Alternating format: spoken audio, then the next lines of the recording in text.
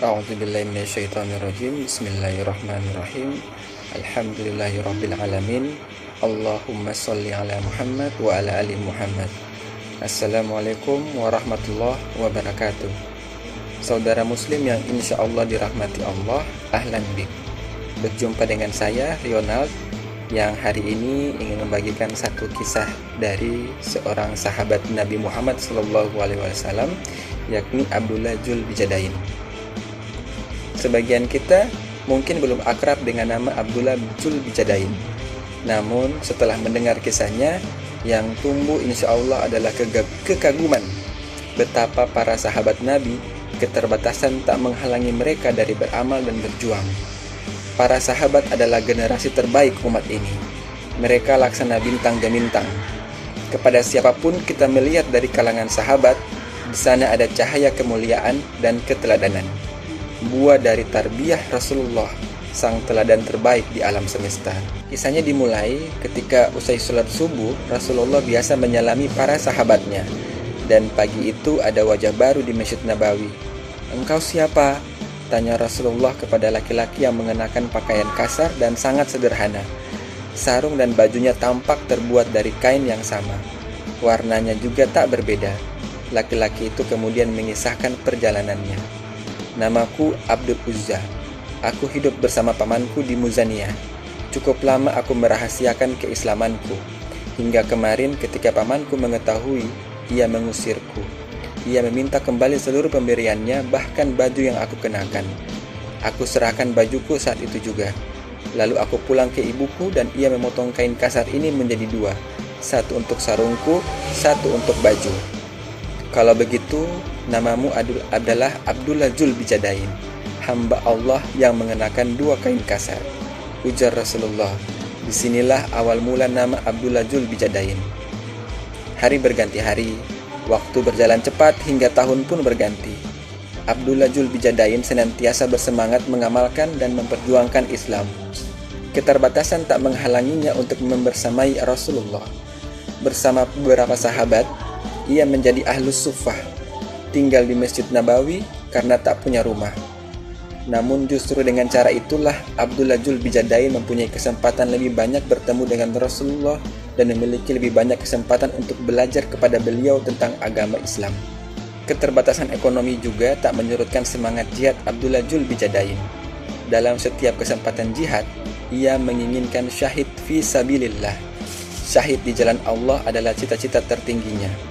Persis slogan para mujahidin, asyahid fi sabilillah asma amamina. Menjelang perang Tabuk pada tahun ke-9 Hijrah, ia meminta doa Rasulullah. "Ya Rasulullah, doakan aku terbunuh pada perang ini hingga memperoleh mati syahid." "Tidak, engkau tidak akan terbunuh. Tetapi jika engkau sakit demam lantas wafat, engkau mati syahid," jawab sang Rasul waktu itu. Dan benar, perang Tabuk dimenangkan tanpa pertempuran. Abdullah Dzul Bijadain tidak terbunuh. Namun ketika hendak kembali ke Madinah, Abdullah Dzul Bijadain demam. Hingga suatu malam, Abdullah bin Mas'ud mendengar ada suara orang menggali tanah. Terlihat cahaya di tempat yang agak jauh dari kemahnya. Abdullah bin Mas'ud lantas pergi ke sana untuk melihat apa yang gerangan terjadi.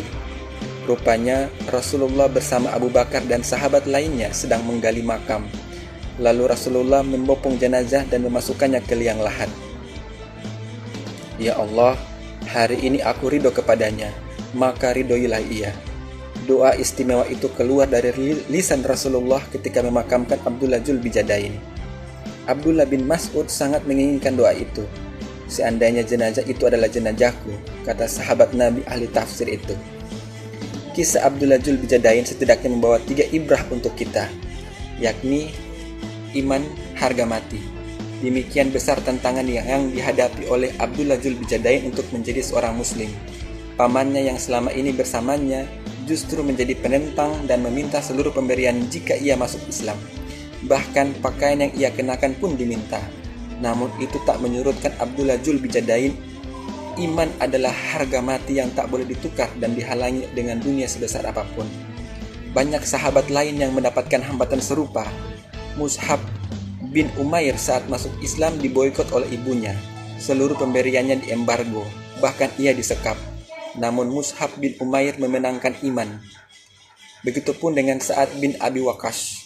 Saat ibunya tahu ia masuk Islam, sang ibu menentangnya dengan aksi mogok makan, berharap Sa'ad bin Abi Waqqas kasihan, lalu kembali menyembah berhala. Namun Sa'ad bin Abi Waqqas memenangkan iman.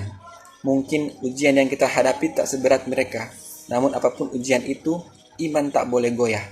Jangan sampai mati kecuali dalam kondisi Islam, sesuai dengan firman Allah yang artinya, wahai orang-orang beriman, bertakwalah kepada Allah dengan sebenar-benar takwa, dan janganlah kamu mati kecuali dalam kondisi muslim.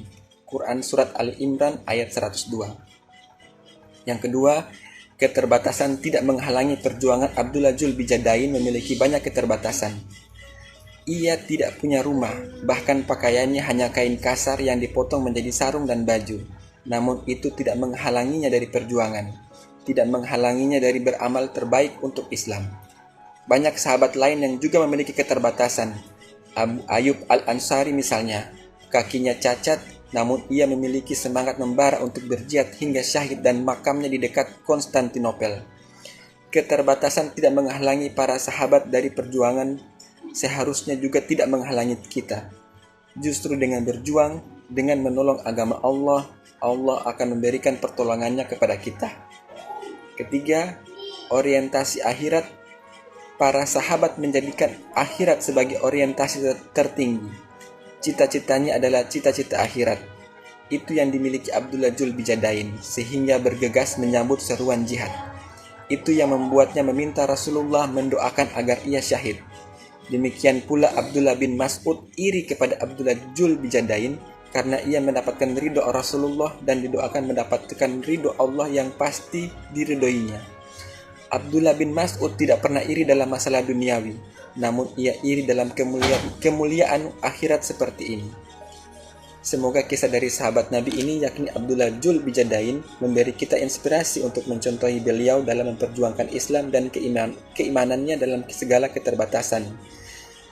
Semoga kita mempunyai orientasi hidup untuk mendapatkan kemuliaan di akhirat kelak. Amin. Sekian satu firman Allah Subhanahu wa Ta'ala yang dibahas hari ini.